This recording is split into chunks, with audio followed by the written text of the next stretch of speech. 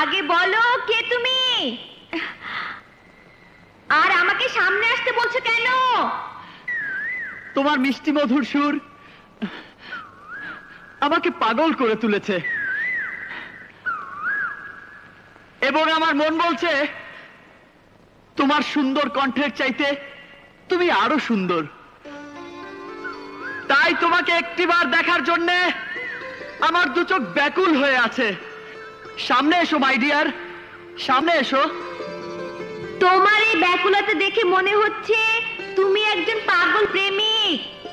তাই তোমার কাছে ধরা দিতে আমার ভীষণ ভয় হচ্ছে। আমাকে যদি প্রেমিক মনে করে থাকো, তাহলে প্রেমিকের কাছে প্রেমিকার আসতে কোনো ভয় নেই, কারণ প্রেম হলো ফুলের মতো পবিত্র। তাই তোমাকে আমি ফুল মনে করে স্পর্শ করব না।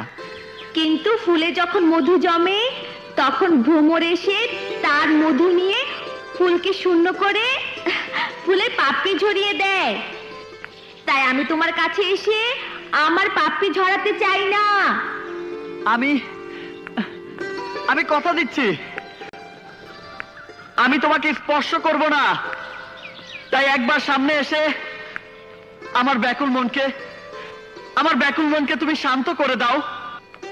তাহলে আমি কথা দিচ্ছি,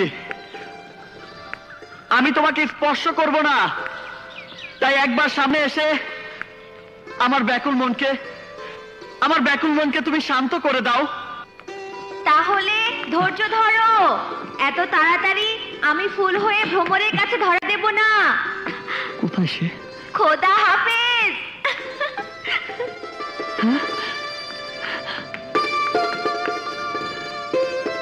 শোনো, আমি কাল তোমার জন্য এখানে অপেক্ষা করব। কেন যে সামনে এলো না?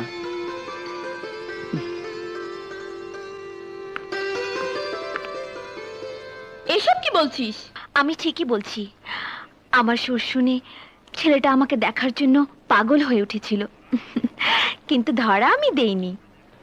তোকে দেখার ওর যখন এত ইচ্ছে ছিল, তখন তোর চাঁদ মুখখানা দেখালে এমন কি বা ক্ষতি হতো? কার মনে কি আছে তা কি বলা যায়? তা বলা যায় না, তবে ওকে দেখে তোর কি মনে হয়েছিল বলতো? মনের খাঁচায় সোনার শিকলে বেঁধে চিরদিন ওকে ভালোবাসা যায়। তাহলে বেঁধে ফেল।